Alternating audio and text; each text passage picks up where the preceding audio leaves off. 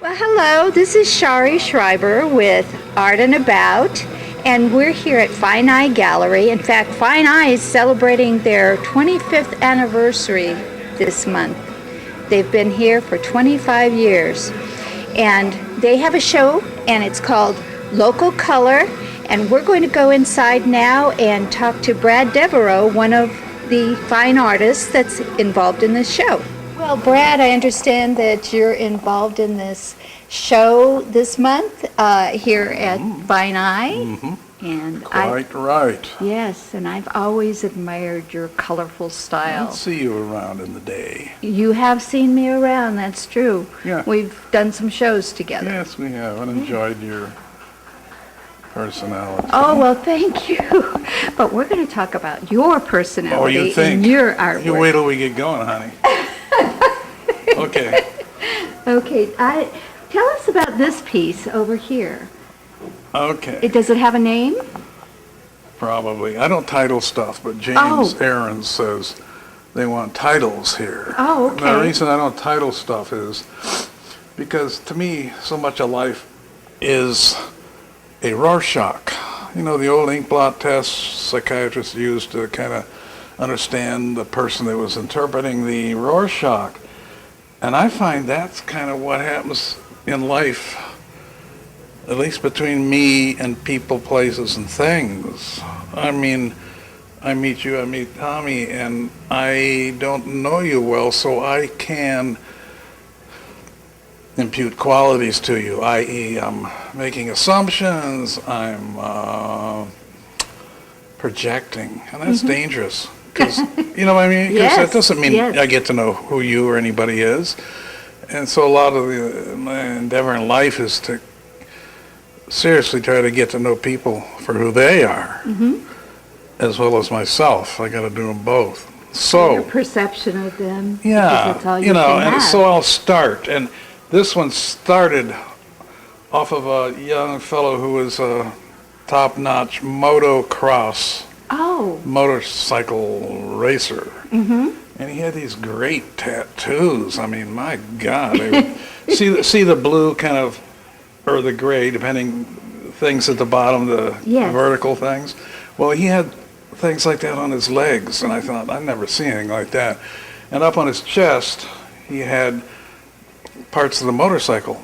Oh. So the red thing you can barely see under there is the block of an old car, but it's the same idea that he was a work of art, man. I mean, anyway, so I take those little notions, because I didn't get to talk with him much, but, and then I try to get into the emotional impact of, say, dirt bike riding, and the curls up there, the oblong, circular, it's about the speed, I imagine, with they really move. So, and also the little things are like, say you hit a bump when you're going on one of those bikes real fast, boom, you know, it's a little jolt, little things, stuff happening.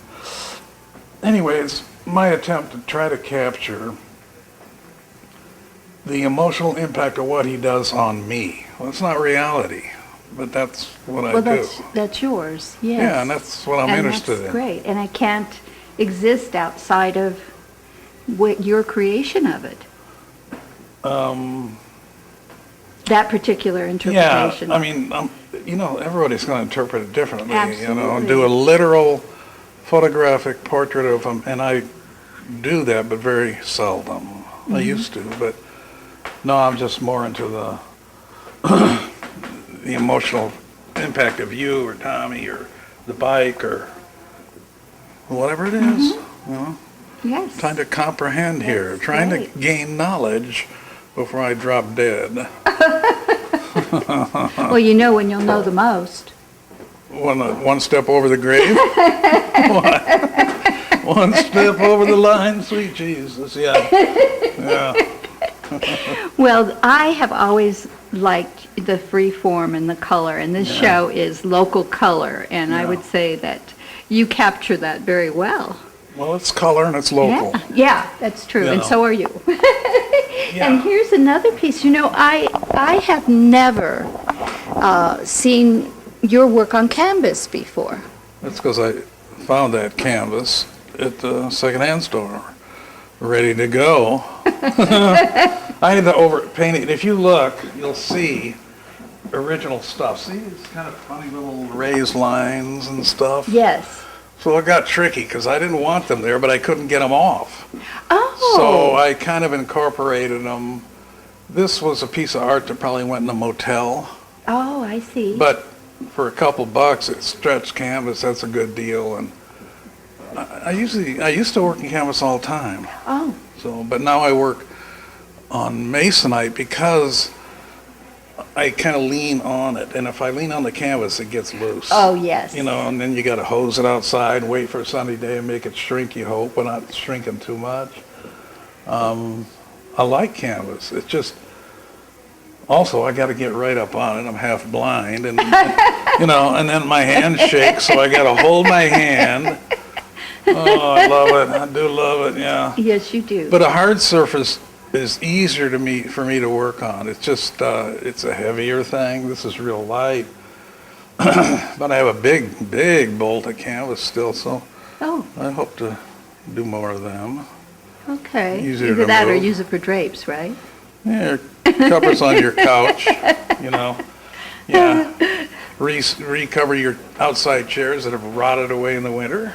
And we're going to walk over here Yeah. and see some of your other Yeah. additions to this show. And we have, talk about color. This is just phenomenal color in this Well, corner. I sure do. I sure do like color. I've done a lot that didn't have color like this. They were more earth tones, but lately I'm very much into, I know I need the stimulation. Uh-huh. You know what I'm saying? I grew up a little kid, Second World War. In those days, you didn't pay too much attention to your baby in the crib. Oh, yes. There were no decorations, so I remember being in a white room upstairs and howling my head off and, you know, stuff like that. And I really Good think that's... memory. Well, I had to go through some things to get that one back, but I think that's where this comes from, the stimulation. I mean, it's an excess of stimulation, and that can bother people because I have a good friend, and he says, Brad, I couldn't live in one of these, you know, like that. And I understand that, but then again, I'm not doing it for him, I'm doing it for me, and the stimulation, I'm not sure what all does. Confirms the fact that we're alive, maybe. I have this need, like a hunger, like I got to eat a burger now and then. I gotta have color, texture, line, volumes, you know, and that's definitely what I do. So that's one thing I like about hers too. It's very stimulating. You mean Annie Hughes? Yeah. Yes. Are you going to interview her? Yes, after you. Oh, great. Yeah. I haven't met her, so I Oh, don't yeah. think. I don't Well, think I it know. was pretty amazing. I did talk to her, and she said that, you know, your color palettes are so similar. She Yeah. was so surprised. That's what James said to me, because I had no idea until I came in the other day just to look. And she's fanciful also, Yes. not extremely literal. Right. Yeah. So I like to work. I put a piece up, and I enjoy it when people, if they pause long enough, the piece will impact them. They will have their own response, not the one I determine, not the response I'm wanting. That's what I meant about Rorschach. Right. So there you go, huh? Yes. Huh? I know. I react very positively to it, and Well, you're nutty like me, for crying out loud. you're telling the whole world this about me, huh? That's how I paint, honey.